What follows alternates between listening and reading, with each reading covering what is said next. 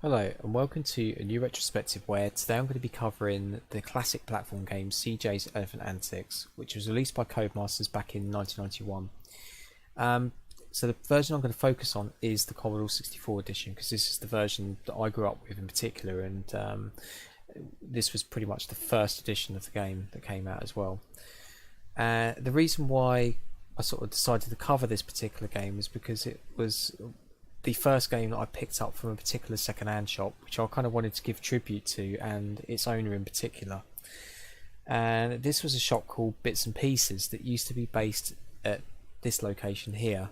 So this is what it is today, is like a baby shop, which actually, ironically, is just kind of closed. And essentially, it's the same kind of exactly the same sort of shop front, same paint even on doors and stuff. And back in the summer of 1991 we went past this Bits and Pieces shop that was just opening up, and it wasn't quite open at the time. They were just kind of filling it up with stock and getting it ready.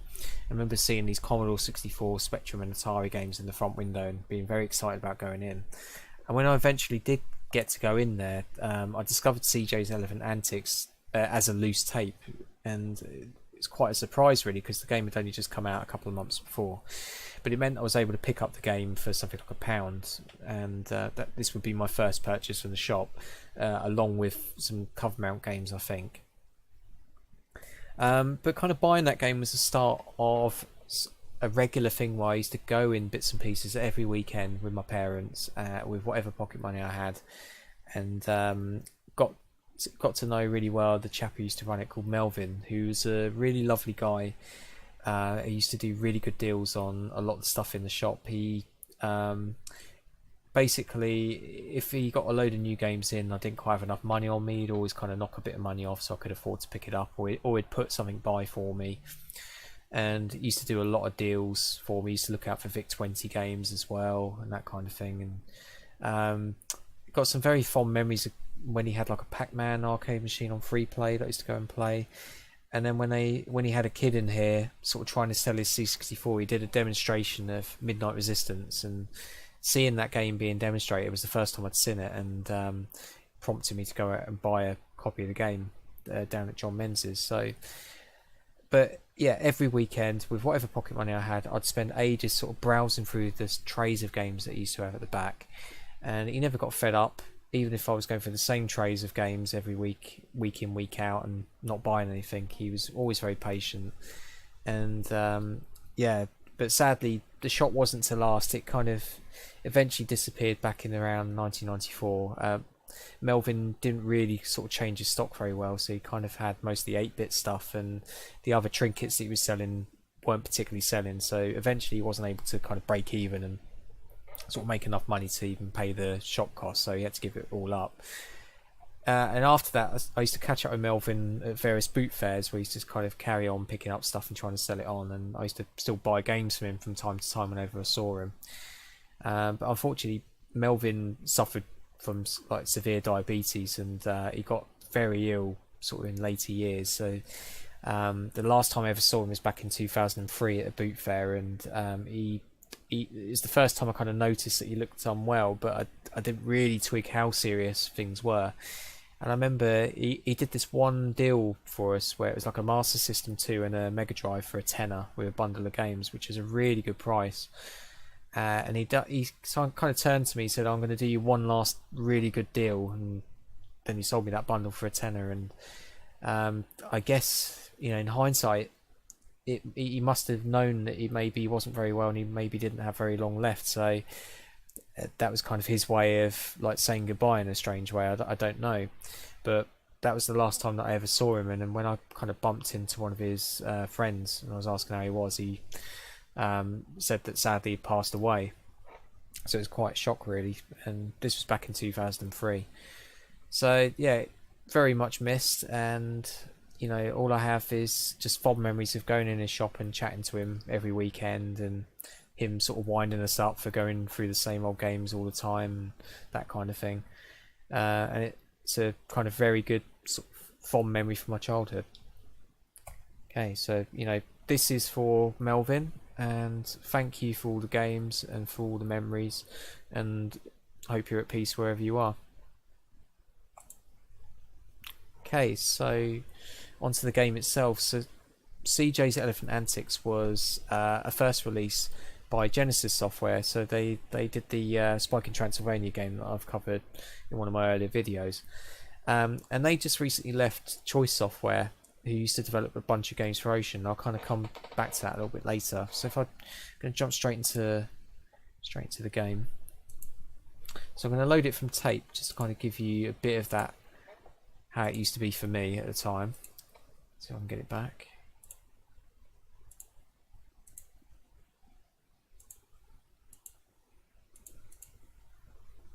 Let's try that again. Here we go. So I'll speed it up a little bit. Yeah, so Genesis Software, they consisted of the main developer was Dave Clark, and the artist was John Smith, now known as Temples, and the musician was Ashley Hogg. So this was their first main sort of independent development away from Choice Software. The previous game that I think David worked on was Beach Volleyball for Ocean Software. And this was quite a surprising game, because most of Codemaster's stuff at the time was fairly simple affairs. There were some good games that they released, but they kind of felt budget quality. They felt slightly rushed and almost cardboard cutout, whereas CJ's Elephant Antics felt like a full price game being sold as like a budget re-release, but it wasn't a re-release at all. It was a brand new game that had been released for the first time, and the graphics are fantastic, as you can see. So John's loading screen, very nice and cartoony and very appealing. But the game itself felt very polished, and even come with an intro sequence that we're going to see in a second. So I'll just speed that up a bit. You didn't really get intro sequences on budget games at the time. It was just straightforward loading screen and straight into the game. Complete no frills. But this was different. Okay, so just going to kick into it. Hopefully not trying to warp it a little bit, but not skip the intro part. Must be coming up. Here we go.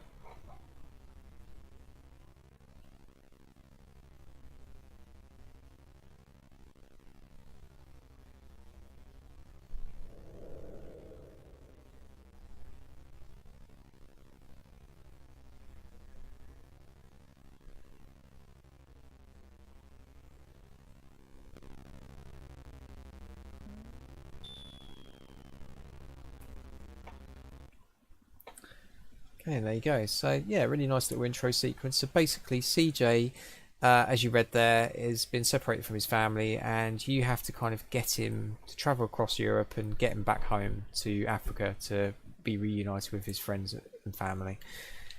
So the game starts off in Paris, which you'll see in a moment, and there's a little bit of stereotypical characterization in the game, which might not be able to get away with these days, but let's have a look.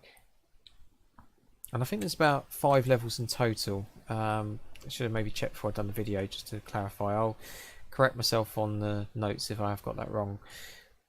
But you sort of go across levels such as Paris, and then you've got, I think, Switzerland, and you've got Egypt, and then you're kind of gradually moving towards Africa on your final level. Let's speed this up a bit now. Get to the title screen. So I'm not going to kind of show you like the music for long period of time or anything like that. If you want to hear the music, so Ashley Hogg's music's really good.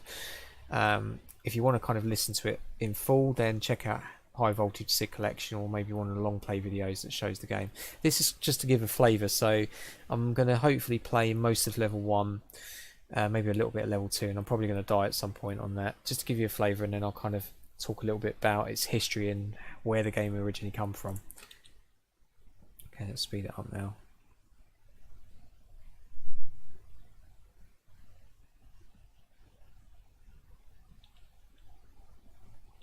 Here we go. So we've got a nice little title screen, kind of shows you a bit of a glimpse of some of the later levels with a really nice Sphinx graphic by John. You've got a bit of the last level there, I think, set in Africa.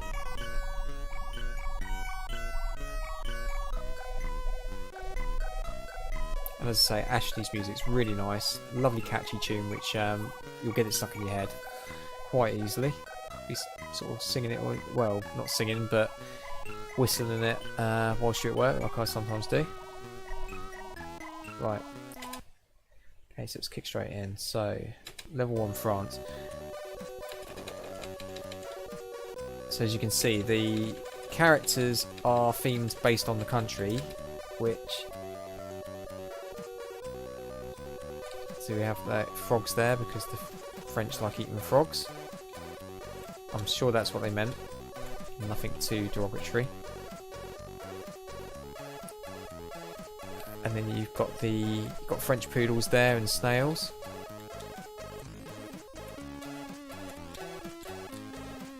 So you can see it's a lovely looking sort of multi-directional scrolling platform game where you control CJ, who shoots these peanuts from his trunk, and when we press down, if we have bombs in our possession, we kind of throw these bombs that bounce along quite nicely and allow us to get some of these enemies which are quite hard to reach. The flashing globe there gives us a bit of temporary invisibility, stops us getting killed from things like spikes, and allows us to kill some of the enemies as well. It's sometimes a little bit hard when you're falling down the screen. You don't always see what you're about to fall onto, so sometimes you can hit some spikes without too much warning. So it does require a little bit of memorisation about the map, but it's not a massive problem really. It's not too frustrating, but they give you plenty of lives anyway, so that's all fine. So here, I don't know, there's that gap. It's annoying sort of thunderbolt and lightning character. Here we get to see a bit of Paris with the Eiffel Tower. So essentially we just have to get from A to B and get to the other end of the map.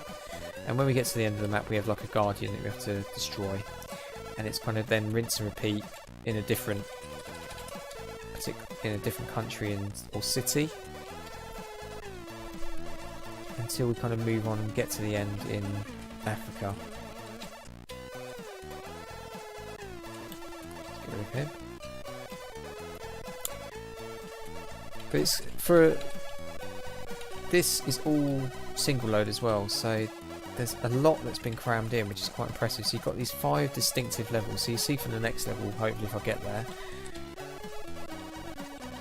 there's quite a lot of variety in the game. It's not just recycled level map graphics. The way that John's kind of done these characters and the blocks, it's been really well done.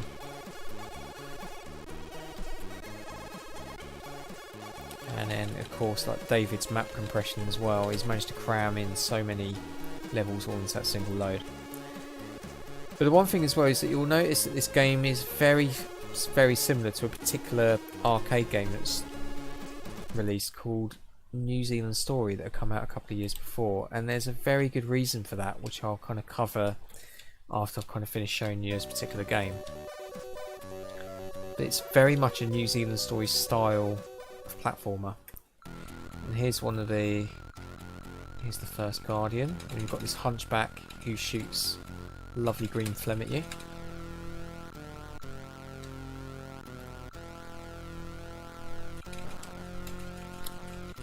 Kind of get enough shots in there, maybe just do 2 shots and then jump.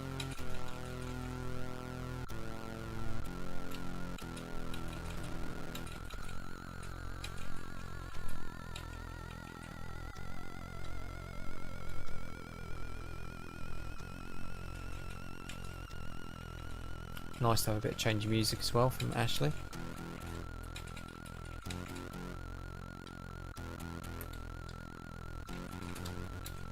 There we go. Okay, so when we collect this map, before you actually go on to the next level, you get a nice little bonus sequence at the end of each country. So basically you're on this cycle and you have to go over these ramps and collect balloons, and you have a different one for each of different sort of places that you have to visit.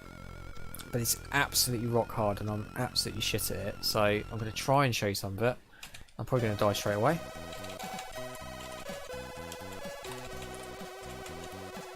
Oh. Okay, I wasn't expecting to get that far, so at least that's something. So you've got to see a bit of it. It's got some really pain in the arse inertia. just to make it very hard. But that's kind of neat, a nice little neat sort of break up of the game as well. So as you can see, like the Switzerland level here, it's very, very different compared to the first one. It's that's a bit annoying. Luckily I was invincible there. You've got a set of different characters, so you have about 4 different characters per level roughly. So we've got this, we've got Snowman. I think we've got this Heidi character. I think it's Heidi. See, from Switzerland. And these penguins, which I don't know. Do you get penguins in Switzerland as well? I'm not sure. But it kind of fits in with the snow theme anyway. And you've got the abominable snowman characters as well, which are quite cool.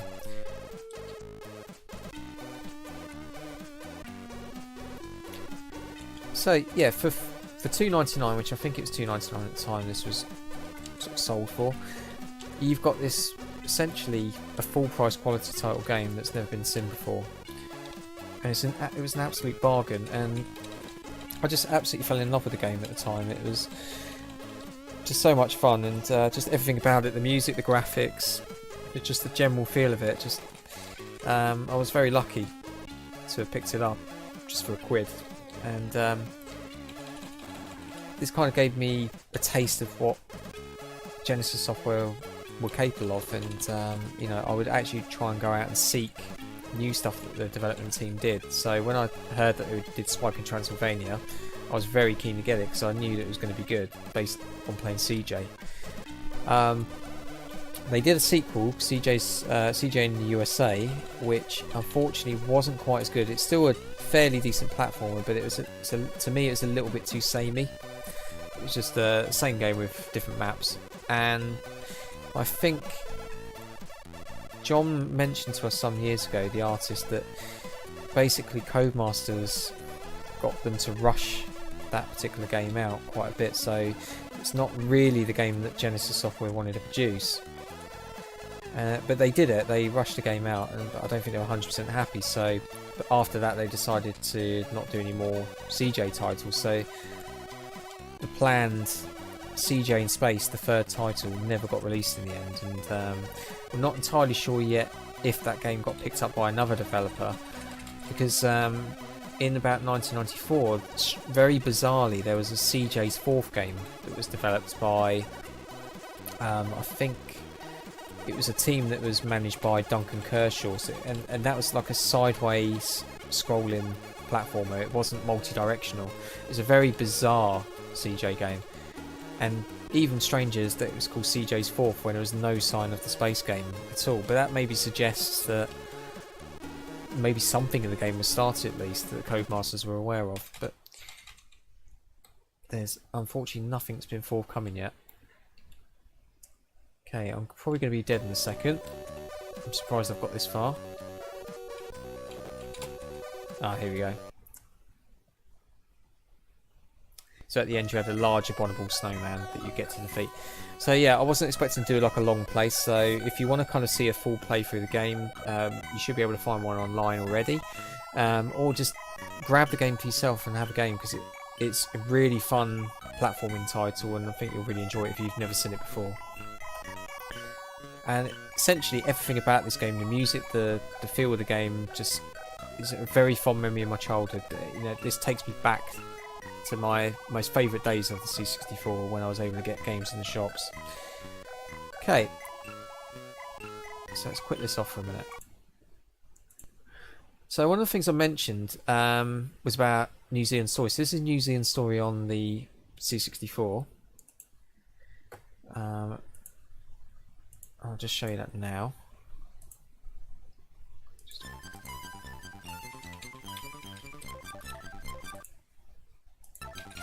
Here we go.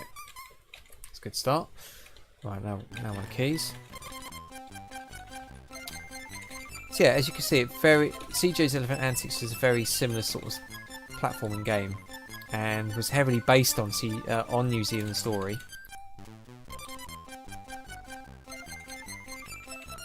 But essentially, this version of New Zealand Story wasn't the original. And originally, the game was being developed by Choice Software. And if you remember me saying, CJ's Elephant Antics was done by a set of developers, a set of guys who worked at Choice Software. So I'm thinking you're probably guessing what's coming up. So this was essentially what CJ's Elephant Antics should have been originally. And this is the original New Zealand story, which was being developed by Choice Software and being written by Dave Clark with graphics by John Smith. This is an extremely early preview of their version, so it's not a fair representation to compare against the released Ocean edition. This is just a test level. It shows you the basic sprite and a bit of scrolling. I'm sure that they very likely got it a lot further than this. It's probably going to be very much closer to what CJ's Elephant Antics was in terms of the smoothness of scrolling and sort of sprite movement being smoother and that kind of thing. This particular demo was recovered off a disc which was had a copy of Spellcast on it, which had been sent out to publishers to try and get sort of a publisher interest. And one of these discs was actually sent to me by chance, and on the disc I noticed it had New Zealand story crossed out. So I kind of wondered, because there was only one file on the disc for Spellcast, I wondered that if possibly we might be able to recover the deleted files of it. So it is possible to unformat a disk and recover data on disk, because essentially what a format does, it doesn't completely wipe the disk unless you do a proper deep format of the disk. If you just do a very quick format, it essentially deletes the pointers to the files, but the files are still there. So it looks like a blank disk, and it only gets overwritten, those files, when you start to write stuff to the disk. So because not all of the disk had been filled up with data, luckily some remains of the New Zealand story files were here, and there was this executable file on there in particular, which was a lovely surprise to find, and this got released on GTW. As I say, it's extremely early, and I think Dave Clark got a lot further with this and had a much more solid engine put together, maybe with a couple of levels, and it's kind of hoped that eventually he kind of might dig that out and make it available. But we're not entirely sure why their version was cancelled. It was just kind of randomly decided to bring the game in-house, even though the 16-bit versions were kept with Choice. There must have been, Ocean must have got cold feet about something about the conversion, because when you see CJ's Elephant Antics, it looks great and it plays great, so you kind of wonder what was it that Ocean weren't happy about. But hopefully we'll find out in the future. But regardless, what happened was, when Dave and Ash and John all left Choice Software, they formed Genesis Software, and for their first development they decided to take majority of all that work that they'd done on New Zealand story and sort of rework it into CJ's Elephant Antics. So create a new character, add the bomb mechanism, that kind of thing.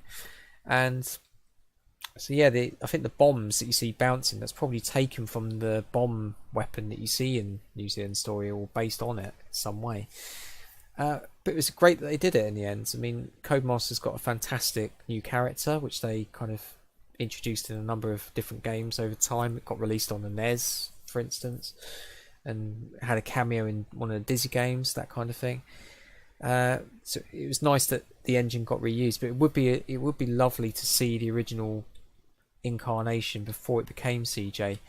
So if you're listening, Dave, it'd be great if you dug it out, so maybe you could show us, maybe do a video or something like that. Okay, so that is CJ's Elephant Antics, and a tribute to Melvin, who ran a fantastic second-hand shop, which is sorely missed. Hope you enjoyed that one. I'm not sure what I'm going to do next. Probably I'll try and do like a Master System game. I'm going to maybe think about doing Alien 3, but I hope you enjoyed this episode, and see you all soon.